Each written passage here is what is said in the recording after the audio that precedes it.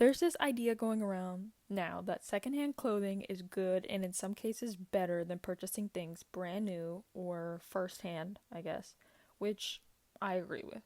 However, some of the reasonings people have behind why purchasing secondhand is better, I don't agree with very much. Because, like, what do you mean I'm better than every other girl dressing in the cutesy wootsy little clothes because I had the original top and not the Shein dupe? Like, that's a crazy thought to me. Really crazy, but let's get into it. This hyper individualistic need people have when thrifting almost makes it seem like the clothes only bring value to them as a person or their wardrobe, whatever, if they give them more social validation, which, like, duh, that is nothing new. That's not anything that's specific to thrifting or modern fashion or the modern fashion culture, community, whatever. But it's also a really weird thing to seek social validation in the modern era from thrifting. Like, that is a crazy timeline to be a part of. Maybe like 10 years ago, if anybody knew that you thrifted, you would be crucified. Like, you're weird, you're odd, you're poor, I'm bullying you, and you deserve it. But now, if somebody doesn't thrift, all of a sudden they don't have good outfits and they're a loser. Huh? That's crazy. It's crazy how we got here. I like the idea of thrifting not being stigmatized anymore, but I think there's a better way to do it than to put it on this pedestal of like being this holier than thou thing, and not in a sense of like you're saving the planet, but you're saving the fashion world because you're so talented or something like that. I don't know. Like, I think there's a better way to do it. I got this like idea to like create this video or talk about this because I saw it as kind of a growing, not issue, because it's not the worst thing in the world, but I don't know what other word to say. So maybe issue. I saw it as a growing issue when I heard a lot of thrift influencers try to convince and persuade people to shop secondhand for clothes when wanting to try out trends or when giving advice on how to experiment with their style. Hear it all the time. However, they more often than not find a way to sneak in the line, when you go thrifting, you can find really cool and unique pieces that nobody else will have, or you'll find cool and unique pieces that nobody else will have, so you won't look like anyone else. They'll add that on at the end. Or at a different part of the video when they're still trying to persuade the viewers to thrift. But it's like, why does that matter? I just don't understand. Because does having unique or different clothes make you better in some capacity? A better dresser, better at fashion, more stylish? Like, I don't understand where this hierarchy of fashion is coming from or whatever. Like, I don't understand. Unfortunately, and this may be a hot take, but I am speaking to the people who believe that the previous statement, the question I was asking, it holds some weight, or they might be like, yeah, they might agree and say yes to the question that I am asking. But that line of thinking is no different than the people you desire to be so different from. Those people being the fast fashion guzzlers or the micro-trend final bosses. Like, you want to purchase clothing, the both of you, the hyper-individualistic thrifter and the fast fashion guzzler. You both want to purchase clothing that matches with the trends. Except one wants to fit in totally and the other wants to stand out. But you both have this need to be trend adjacent, at least, in order for you both to gain the external validation from people when it comes to your clothes. And I know dramatic. I know I'm being dramatic, okay? That's the whole point of this video. Sorry, this whole video is a dramatization of something that does not matter. Colorized. But like, seriously, why is hyper individualism inspiring you and motivating you to shop sustainably more than the environmental aspects? I mean, like, to each their own, but I'm just curious why that is the driving force for you to thrift. Like, the only reason you want to, like, buy secondhand is to be better than. And I know you could be like, oh, that's a bit ironic, because it's like people who shop secondhand for the environmental aspects can also, have that same notion going into thrifting. And I agree. However, it's different. And I'm not talking about that right now. So let's pretend that this idea exists in a vacuum. But let's address that really quick. Yeah, I understand. I just feel like there's a bit more of a benefit when, even if you're like trying to do a holier than thou, I'm thrifting and you're buying from Shein, so technically I'm better than you and you're going to hell. Like, at least you're helping the environment. But when you do this hyper individualistic thrifting, the issue, which is kind of a link to the next point, the issue is overconsumption, which is bad for the planet. Shocker. Overconsumption in any capacity isn't good. Whoa, that's crazy. So, as I mentioned, that is the link to my next point. Basically, I see hyper-individualism and trend chasing as pathways to the same destination: overconsumption.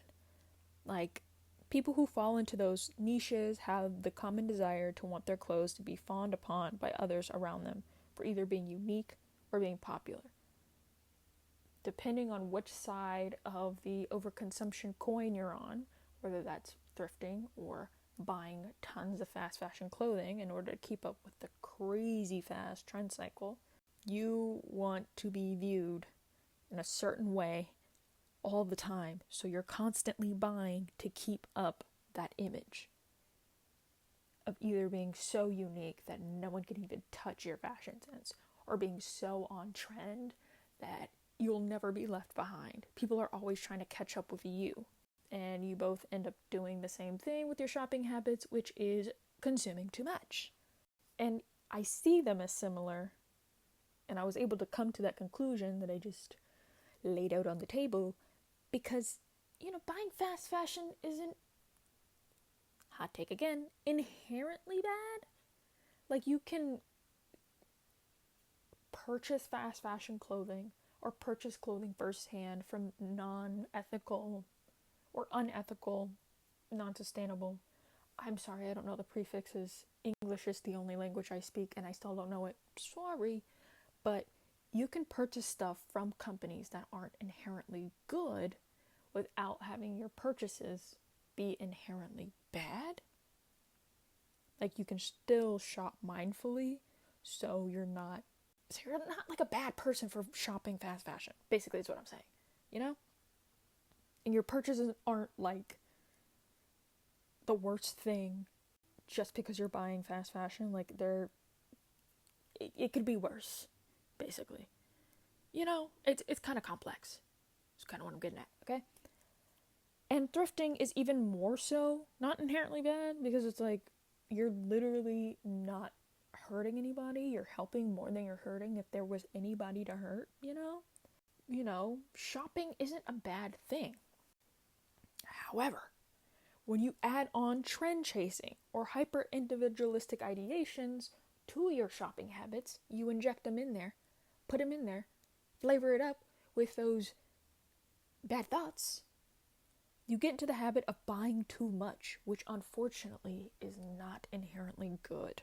It's actually kind of bad. Sorry. What I'm getting at is hyper individualism can lead to overconsumption when thrifting, because you're always trying to look different and aspirational to the people around you. And, having that when thrifting is kind of counteractive to the issues that secondhand shopping is aiming to resolve. Because when you're always purchasing with the sole purpose of looking different or looking unique and achieving these fantasies you have in your head of what people perceive you as when you're wearing these one-of-a-kind, quote-unquote, or if you were cooler, you'd have this instead of me type of clothes, is destructive, I believe personally. And it is destructive mainly to the good that can come from shopping second hand. Wow. little bit of a tongue twister.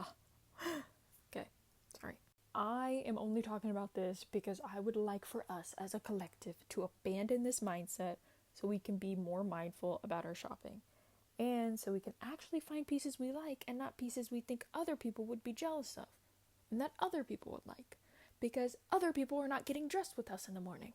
So who cares? But also that's easier said than done. And obviously people do dress for validation. And not so much for validation. It's like, oh my god, I need to be liked. But more so like, I want to be seen as a certain person. And I want this type of energy to be exuded. And I want these people to know that I like these things. I understand that. We do eventually, while recognizing that sometimes putting on clothes and putting out on outfits and stuff, we could be doing that with the idea in mind that, you know, even if it's subconsciously, that validation is somewhat wanted and would be appreciated. We do also have to dress and buy clothes for ourselves. Eventually, that's got to come to the forefront and be the main driving force to purchasing your clothing. And also, when we're trying to help people understand the good that can come from secondhand shopping, we don't have to say stuff like, you can find unique pieces that no one else will have, so you'll be able to have more unique outfits that you'll love. Because one, we don't have to create this hierarchy of best dressers based on arbitrary things like finding the original. And, you know, I think that's cool. I think having the original item is cool. I do understand the appeal in that. However, that being the driving force to thrift is not a good idea to put out there, because I think it could lead to hyper-individualism, then overconsumption, then, you know, da-da-da-da-da. It's like a domino effect. When you're trying to convince someone to thrift, it's probably not someone who already thinks thrifting is cool. Maybe people who think thrifting is not cool and already have a slight tendency to overconsume. So then if you just switch them over to thrifting overconsumption, we're not solving an overconsumption problem, because they weren't introduced to thrifting through, you know, habit-solving ways or something. It's not like, oh, you can find better pieces that you'll like. That's not the verbiage we're using. We're using, you'll find better pieces than the next person, which is why they're over-consuming with fast fashion anyways. That's the thought they already have in their head. And I get that's a way to like draw people in, but like I feel like there are other ways we can do that. Let's brainstorm as a community. I don't know. Please. And two, that's just objectively not true. That, you know, thought process is not objectively true. Like, you can still hate your outfits even if they're unique and cute to other people because you're not dressing for yourself. And that's the main thing. Like, hyper-individualism and like trying so hard to be this different person, this unique person. You're unique to you. You're unique to a bunch of other people. Trying to prove your uniqueness is never going to work, because you will always find similarities in other people. You'll always find something that is the same between you and another person. You will never be 100% unique. Sorry, I know. I'm basically calling your mom a liar. But you will never be 100% unique. There's always going to be someone who's like you. Hate to break it to you, but no, I don't hate to break it to you, because it's not a bad thing. It is not a bad thing to be similar to another person. You don't have to try so hard with so many different things to be different. Kind of going off topic, but back on topic. You can have ugly outfits. Or outfits that you think are ugly, basically. Not ugly like in general, but you're like, this is the worst outfit I've ever worn. And you could be the only person who thinks that, because the pieces you're wearing are cute and unique and trendy, but they're not your style, so it doesn't really matter. You're dressing for other people. Other people can dress for themselves. You don't need to dress in order for them to have cute outfits. They can dress and wear cute outfits that they think are cute. But I do also understand why people like thrift influencers and people who thrift in general I understand why they use that, line or similar lines or that verbiage in general to encourage people to thrift, because it is all about the appeal. It kind of like makes thrifting more appealing to people who don't already have the natural desire to thrift or see any value in thrifting. You're adding value to something. I just wish there was another way we could do it, and I can't think of anything off the top of my head, so maybe it's not that serious. And that's why I can't come up with a solution, because it's really not that serious. Yes, it is. Maybe.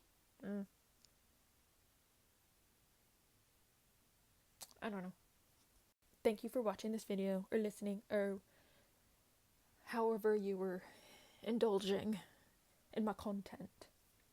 I've actually filmed this video 3.25 times. No, 2.25 times. I filmed it the first time like maybe a month ago. I was in a mood or something, because like I was very upsetty spaghetti sounding. Like I was like, okay, no, it's really not that serious. Actually, like, let's reduce the volume. I wasn't really yelling, but I was saying things, and I was like, why are you using those words? I don't like those. Why are you saying that?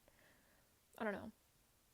And the second time, I recorded it, and then I was like, I gotta make sure the audio is okay. Then I stopped the recording, and then I started it back up, and the first part was 19 minutes, and I started it up and finished, and it was 52 minutes long. Oh my god, what are you saying? Shut your lips. Shut the heck your mouth. And now we're here, and it's 25 minutes. Trust me, that's an improvement. It'll be so much easier to get this 25, by the time I'm done, 26-minute audio recording down to like 15. It really will be. Maybe, I don't know. But it would be, it's a lot easier. It's a lot easier to do it. I don't know. But overall, thank you so much for watching.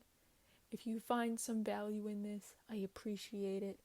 Have a great day or night or both. Do both. Not one, do both. Thank you. Bye-bye.